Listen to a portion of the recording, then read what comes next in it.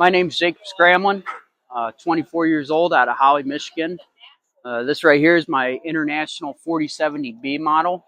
It's from 1980, and it's got a 350 Cummins big cam paired with a 9-speed transmission. It was usually hauled to haul apples and produce from Milwaukee to Chicago and then back on to Michigan with returning produce. So it was based out of Michigan? Yes, it was. Fremont, Michigan. Michigan Produce Haulers owned it. I bought it about a year ago or so. They pulled it out of a barn. It was previously used to haul the previous owner in his funeral, and then they end up letting it sit for about 5 or 6 years, and they gave it to me. And I've been trying to do the best I can to take care of it. They gave it to you? Yeah, well, I cut them a little deal. So I've been trying to do my best to take care of it and make it look as original as it would. It's missing a fuel tank, and it's got a few small problems, but it will run up and down the highways like it would, just like in 1980. Runs smooth. The Cummins is a great motor in it. It's wrapped to look like the original paint job from 1980 that would have came with the factory. It originally piggybacked 2 other trucks with it. It's just a great truck. I love it. It runs smooth. It runs sound. It's quiet. It's just an overall fun truck to have. We've been trying to keep it original as possible. I will not air ride the front end on it. We've been having a lot of fun with it.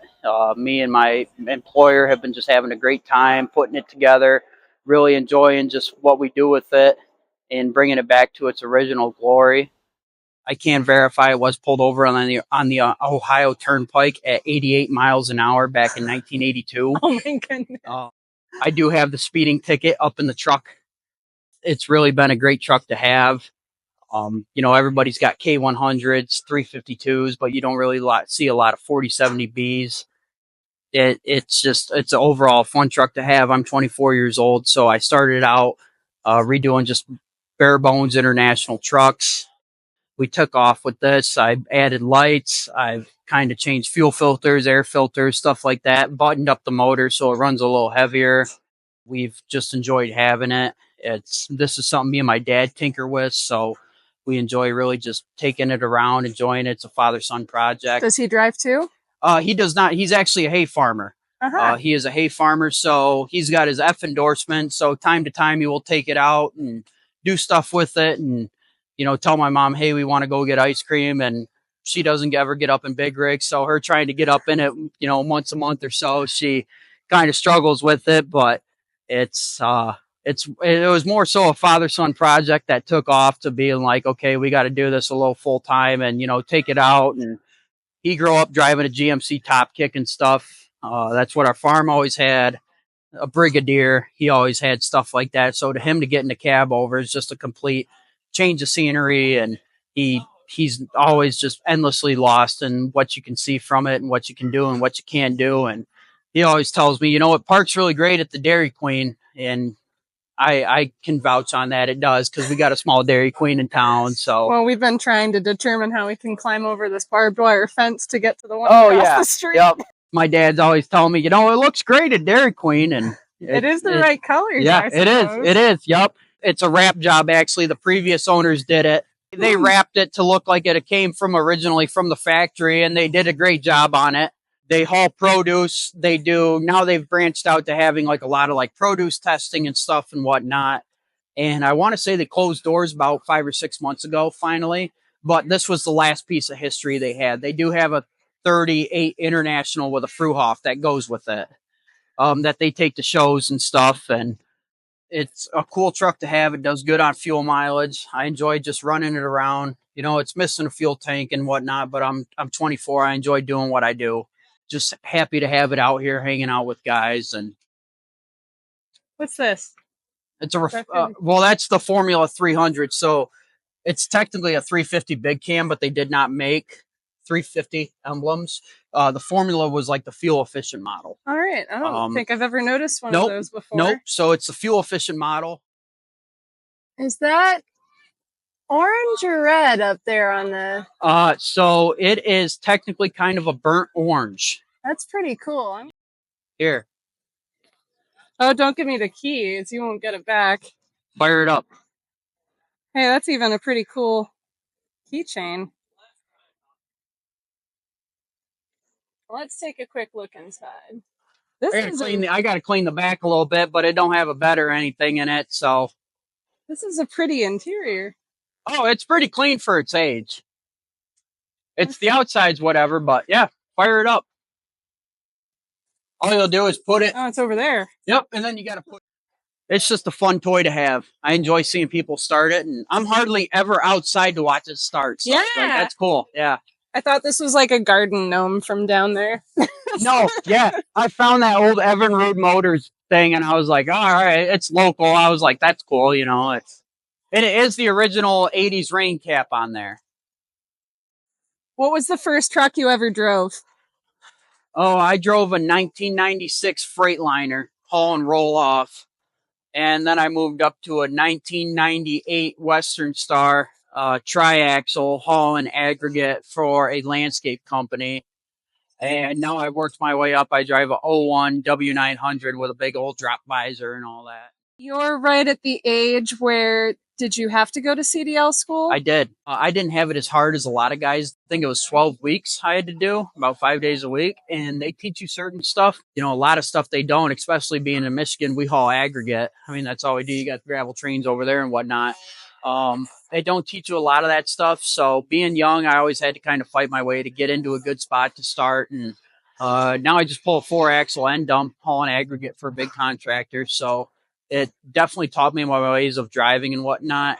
And I always had to kind of fight to keep that passion of just trucks, even working all the time. So having this truck kind of kept me like, you know, you enjoy it, you have fun doing it. Even though you work all the time doing it, you still got to find fun in doing this. Fire it up again. Yeah, so he says again because I climbed into the truck and turned the phone off, so didn't notice until I thought I was done with the video. In goes the key.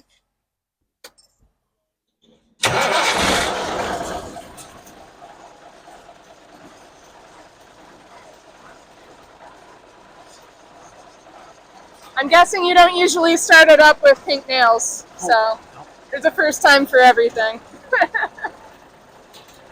So I assume that this has turned over at least once, so it's actually it's rebuilt. It's only, I think, what is it at, about 50? 160? It's been turned over probably to about 150, but it's never been ran more than that. They rebuilt the motor.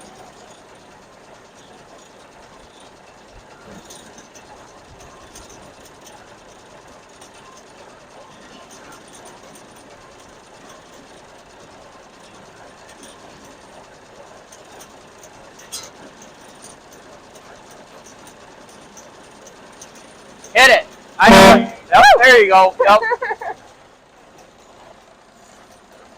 And something we haven't mentioned is the Verishields. Oh yeah, they're cool. So since I'm up here, I've been wanting to take it off because everybody's like flat top this, flat top that. You don't ever see one with them. So the thing is, if anyone ever tells you to do something and you hear it more than once, don't do it. Don't do it. Yeah, don't do it. You're clearly way cooler than they are. The other two next to me are flat top. This one don't have a Verishield on it. I won't do it. Give it a little gas. It'll sound good.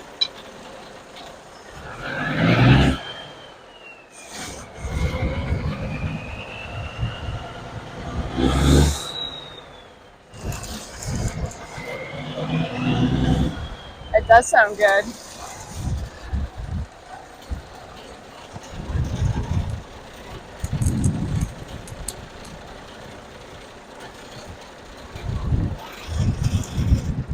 There we go. So your dad was a farmer, Yep, Dad's a farmer. What made you go the route of truck driver? Because you got to ride in farm trucks? He always told me don't farm. He always told me don't farm. I'm going to be a truck driver instead. Be a farmer.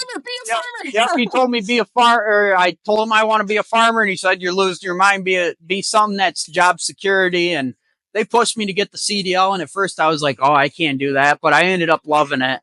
He always just told me, don't farm. Your job depends on it. Don't farm. Well, I ended up loving driving so much. I fell in love with old trucks. And it just took off from there. I joined ATHS probably about 5 or 6 years ago. And I used to just go to meetings here and there. Guys would have trucks, and I was like, before you were even 18, right? Yep. And my parents used to drive me to it. I used to love it. And finally, at one point, I'm like, gosh, I gotta buy a truck. So I bought this truck, and it's just been a big project. It gives me and my dad time to bond. We love doing that. He enjoys riding in it. He don't have air ride in the passenger seat, so he kind of gets a little mad at me. But my dad just enjoys riding around with me in it. He gets to come out to the shows. He was here earlier, and he couldn't believe just what ATHS has grown to. And I assume it's the Motor City chapter that you're part of? Yep, Motor City chapter. It seems like they do quite a lot of stuff. We're getting there. Yep, we're getting there.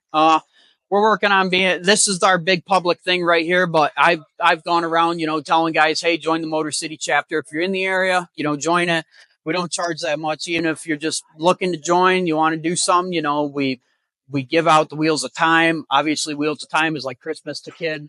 We love having it. We've just been doing a big job at growing this, and I'm glad to see all the trucks out here. I think we said we're almost at 100 now. Mm-hmm. I'm really happy to see that. Just happy to be a part of it. Yeah, it's not the most shiny. Yeah, it's not the most pretty, but it looks great. It looks good. It's the one I'm sitting in right now. Yep. I enjoy doing what I'm doing, and we have a lot of fun with it. So. And you gave me. Oh no, I'm not giving those back yet. I'm just showing the people that cheap. I'm not. Don't worry, I'm not losing out. Don't worry, it was cheap. No,